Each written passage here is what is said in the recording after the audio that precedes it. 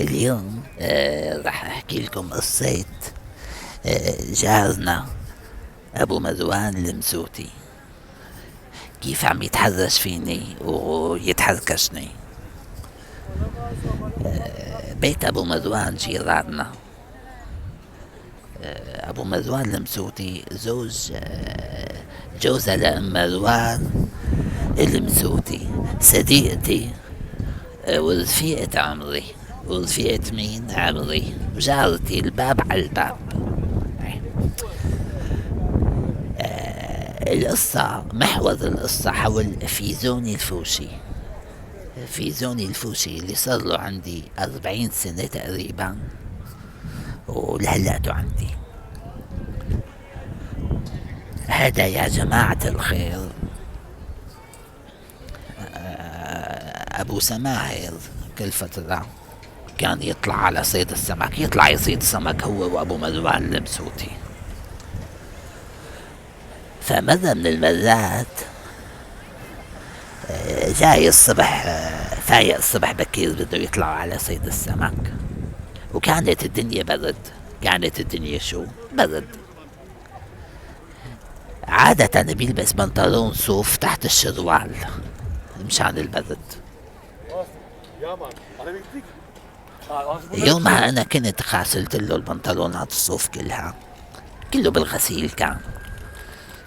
على عجلة شو ساوى؟ مسك ولبس فيزوني الفوشي تحت الشروال عفايشي، مو بيده. لبس فيزوني الفوشي تحت السروال ودك السروال فوقه، وحمل ضربة طريقه وطلع هو وابو مروان المسوتي مشان يصيدوا سمك. هذا الحكي كان وش الصبح. هلا انا بعدين فهمت القصة يلي صار معهم. هن وقاعدين عم يصيدوا سمك،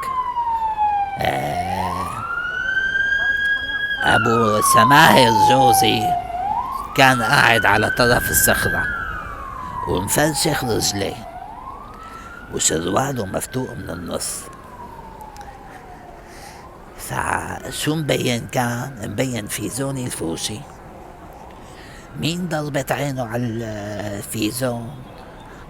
ابو مروان المسوتي جارنا. طلع هيك شاف الشروال تبع ابو سماحر مفتوق من بين رجليه وبين الفيزون. ما قال له شي، راحت القصة. لما اجى ابو سماحر على البيت جايب سطل السمك وجاي قعد هيك على الكنباية.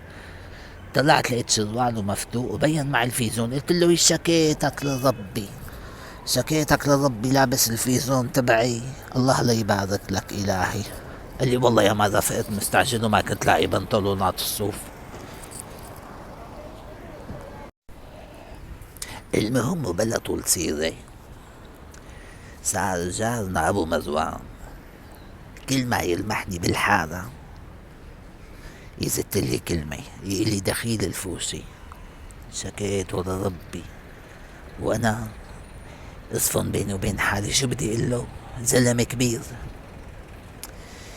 يشوفني واقفة عند السوبر ماركت عم بشتري شعيرية وبندورة وغراض، يمرق من جنبي ما يبلى الفوشي، دخيل الفوشي فات بخصوصياتنا الزلمة، الله لا يبارك له إلهي، الله لا يبارك له.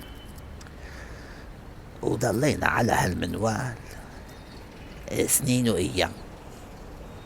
كل ما يشوفني يسلم لي الفوشي، ما يبلى الفوشي. وبصراحة هذا البنتكور عزيز على الفيزون، عزيز علي، صار له عمر عندي.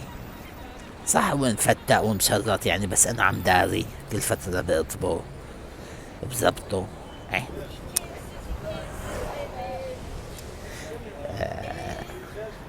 آخر شي كنت عند الفرن، واقفة على دور الفرن عم جيب خبز. واقف كان وراي بالعجقة، صار يحاول يقرب مني وعلى دخيل الفوشي وما يبلى الفوشي.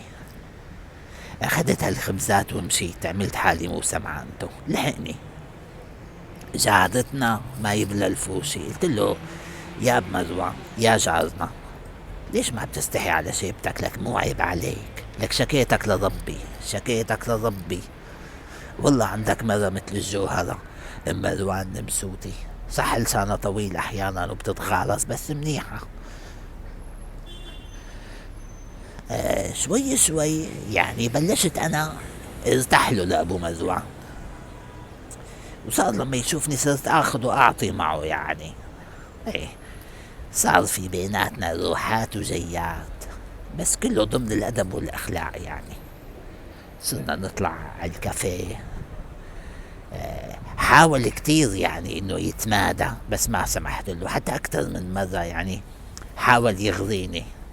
مرة عرض علي انه يبدل لي طقم اسناني بطقم اسنان جديد، بس انا ما قبلت يعني.